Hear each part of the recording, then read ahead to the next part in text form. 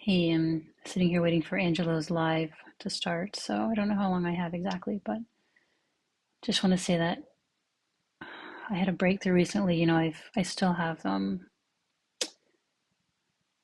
have a this nagging feeling in my lower front abdomen, like right where a C-section scar would be. And I didn't have a C-section, but I do have a surgery scar there from some other abdominal surgery. And I don't know if it's coincidence or half half or whatever. Who knows? Um, but that's right where the sensation seems centered. And it feels sometimes like,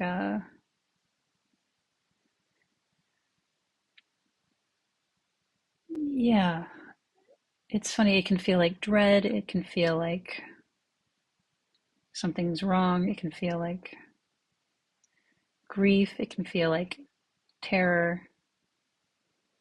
And it can feel like some kind of little concentrated supernova that's like contained. And when it explodes, like God knows what's going to happen. And it can feel almost like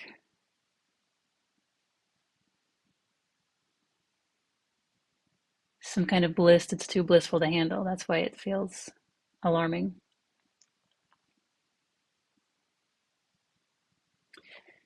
But anyway, the other day I felt,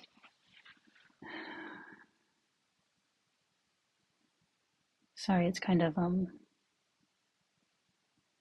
what's it doing right now?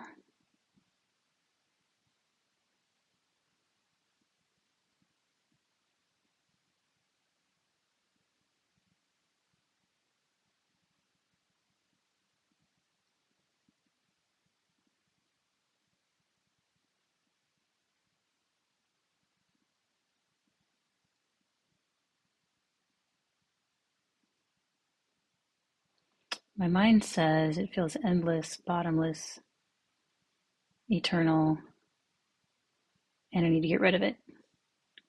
That kind of contradictory crap show.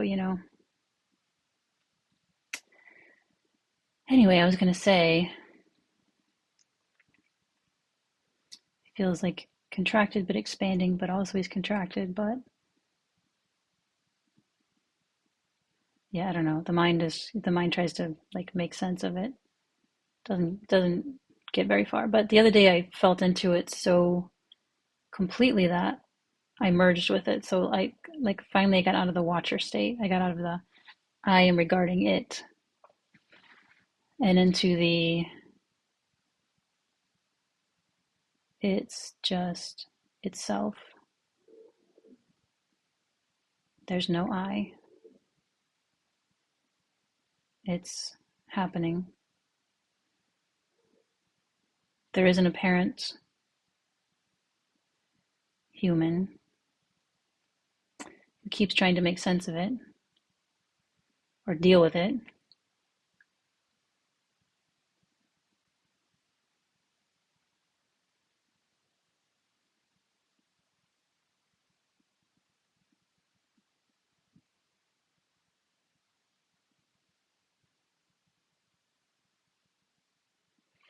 But anyway, I wrote down with regard to it. Um, I finally understand what Angela means by direct access to the sensation field opening up so much space.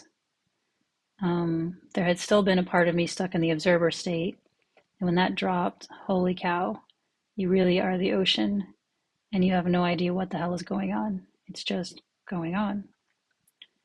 And something far beyond technicolor, far more intense than a kaleidoscope. It's like, yeah, like,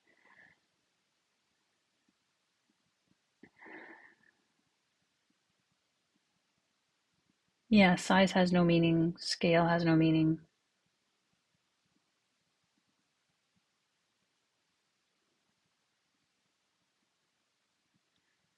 You can try to talk about it poetically, but there's no real way to describe it. Maybe like huge slashes of formless form and colorless colors, of nameless sensations, perfectly dissolved in an oceanless ocean, and it's all been doing whatever the hell it wants. And we, as apparent humans, have been desperately scrambling either to ignore it or assign meaning to it based on our conditioning.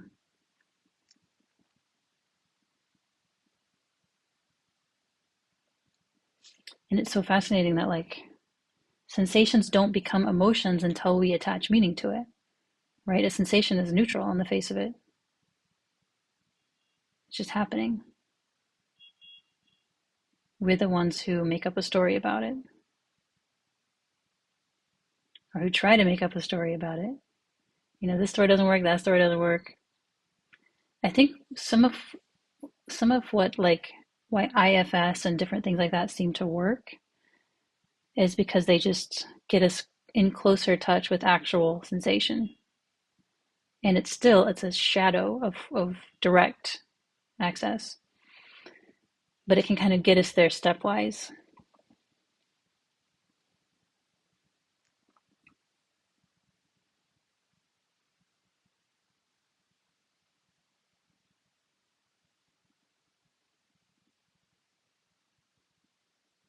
Because I mean, there's a I guess a spectrum between no access to internal feelings, some access, more access, and then direct access.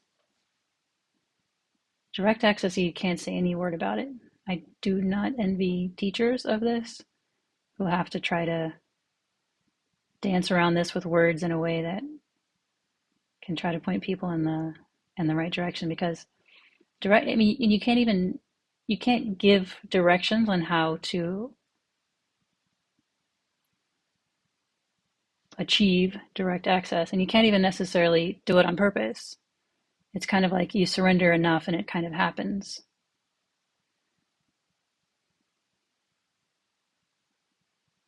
It can happen. But for me, at least, I had to feel safe enough for that to be a possibility. And so the IFS and different modalities and things have helped me get to that point. But once you get to that point, you're like, oh, that was all kindergarten. That was all like, okay, that was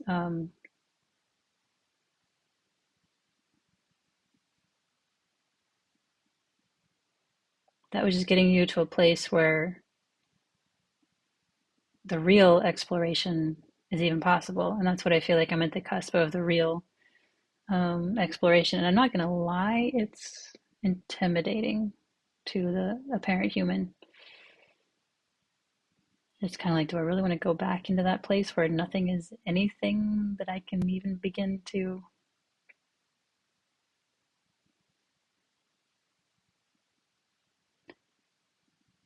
grasp anything or say anything or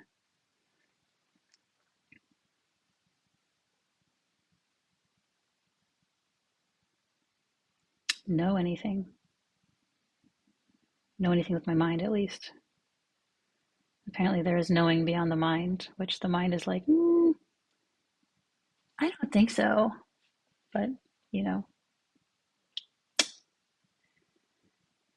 oh, it's cute that the mind thinks it's the end of the line, the end of the story, the most wise thing, or the most,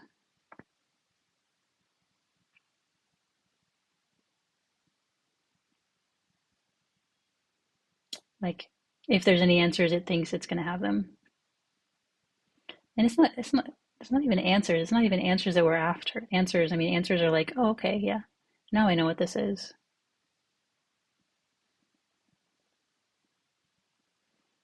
It's more like, well, I don't know. It's the unknown. I can't predict what it's going to be like, or what is going to be found, or what it's going to be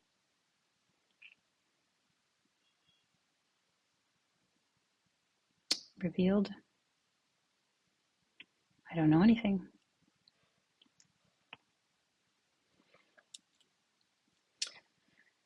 But I wrote, and yet there remains a gravity toward the usual human form that keeps pulling me back toward the human duties I chose and my human interests. Um, and that's true because, one of the things, like that old fear barrier, It's a little weaker as time goes on, but it can get stronger and weaker, whatever. Like a little stock market graph, you know. Well, it's going down generally, but every now and then it spikes.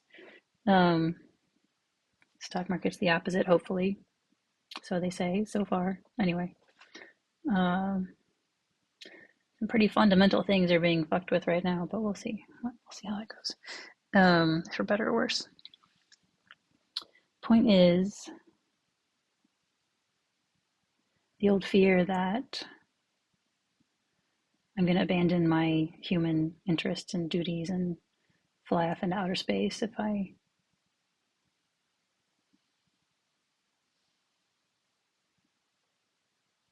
go too often to that place where I can't say anything about anything because, you know, the minute you're kind of back in this consensus reality, you can't really talk to anybody about it. You have to kind of put the mask back on and do the ordinary things because you can be committed, you know, you can, or thrown out or whatever. If you're, you know, it's like you have to skate this line between doing what you need to do to get by as an apparent human because you don't want to just throw that away and go to an asylum or whatever, or even a monastery. I don't want to go to a monastery. That doesn't feel like my place. But who knows? I mean, who like that's the thing. Who knows?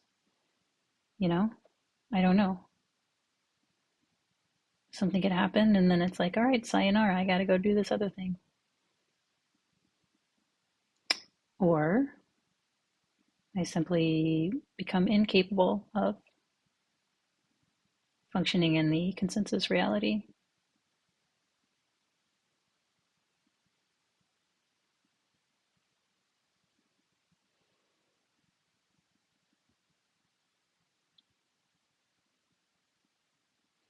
But people who've been there say that doesn't happen generally. So,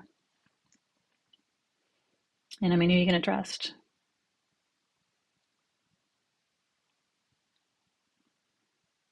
And do I really have a choice?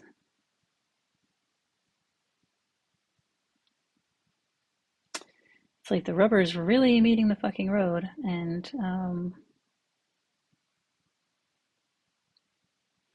more than ever, it's not just a full body thing; it's a full universe thing.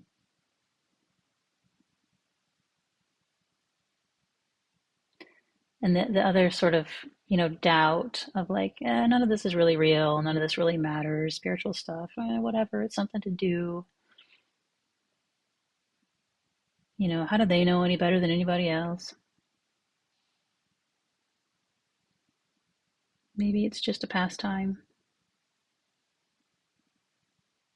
Something in me,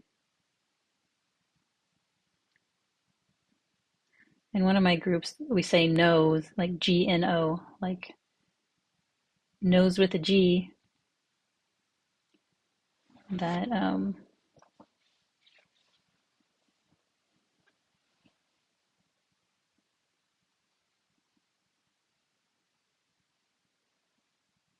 something my mind still doesn't 100% want to admit.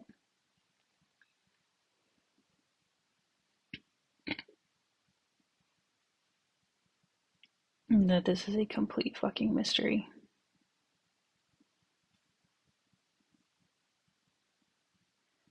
And my judgments, my opinions, my interpretations, my stories, my emotions, which emotions are sensations overlaid with stories.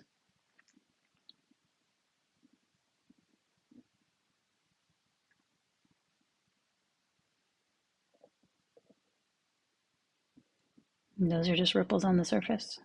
What's underneath the surface? You know, when I say emotions are sensations mixed with stories, even fear, even the most primal so-called emotions,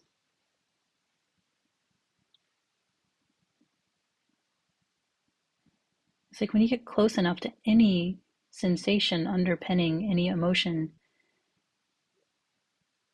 you don't know what it is. Even if, you know, your cortisol spikes and your blood, your heart rate goes up and whatever, I mean, that's actions, that's sensations, that's hormones. And you can say, oh, I know this, I'm afraid.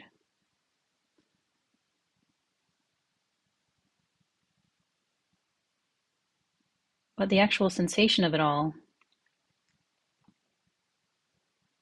is actually much more nebulous. You can't definitively say an increased heart rate means this or that.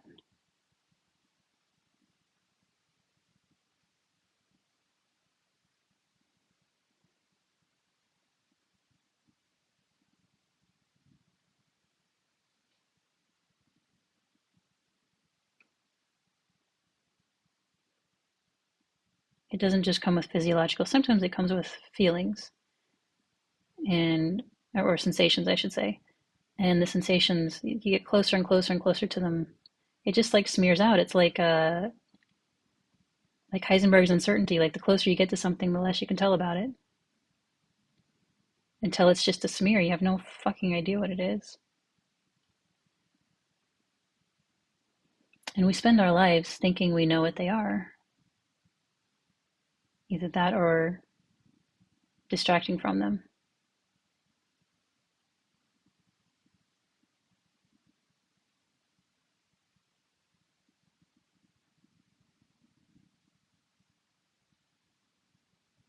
But when Angelo says we have more capacity than we believe, it's like, oh yeah, we have all the fucking capacity. We don't like, there's no, when you get right up to the energy, however intense or overwhelming it might be to, and it might seem, it's just kind of a smear or a slash. Is that the word I use? Slash? Huge slashes. Yeah, not slashes like cuts, but like, yeah, more like smears, more like clouds, like paint, big paint strokes, like three-dimensional. I don't know, just being poetic, but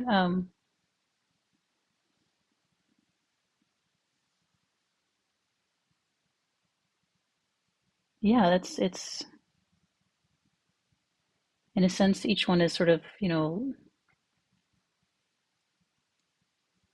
don't want to say localized, but it is some kind of apparent, I don't know, energy entity, but it's an infinite space. So like, what can it possibly hurt?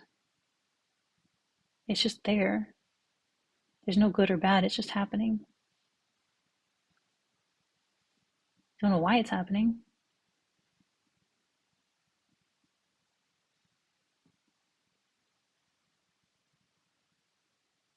And yet somehow it's detectable by these apparent bodies.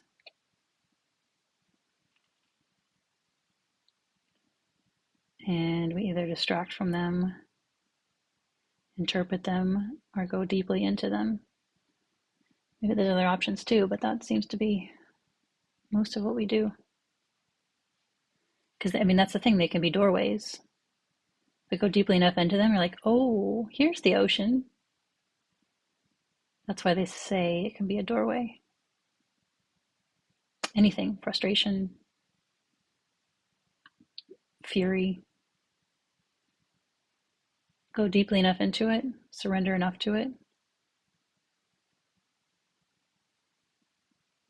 and you start to see what it is, which is you don't fucking know what it is.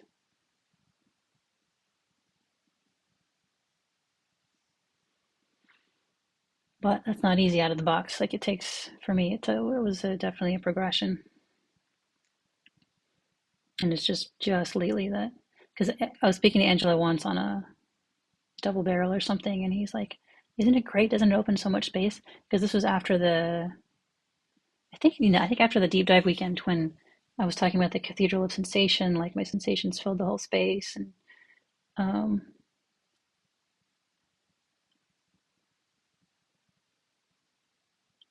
and I couldn't identify anything, but it was like there was, yeah, like I couldn't figure out that I was sick. It was like I noticed that it was kind of difficult to breathe and my sinuses were clogged. I noticed something that I didn't identify as fatigue, just like, wow, it's really kind of hard to do things. That's strange. Um,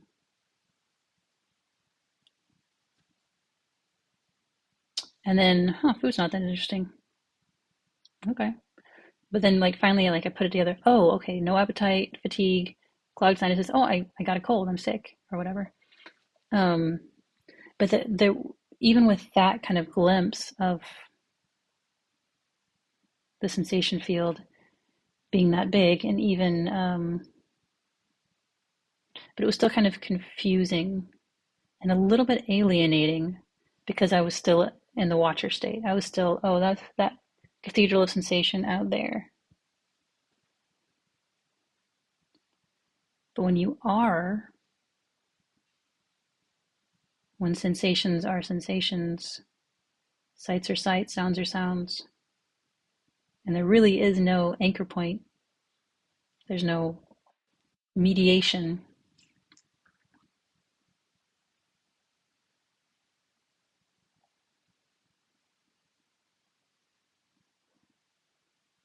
no interpretation. Man, the mind hates that. The mind wants to interpret everything. The mind wants to know what the fuck is going on.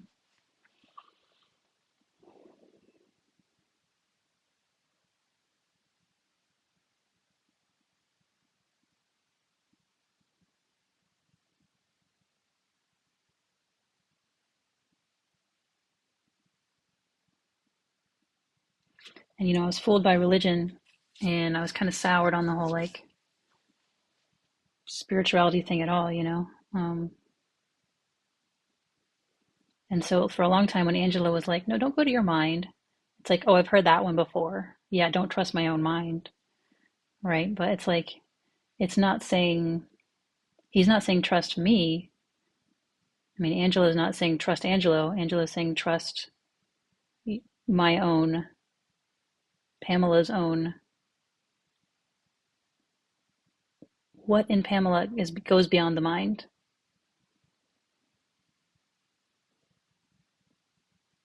and that's hard. The mind doesn't like that. The mind is like, nope, no, bro, buck stops here. But it doesn't. I can't pretend it does. But it's scary that I can't pin down, understand, or control this universe. But I can't. And I don't need to.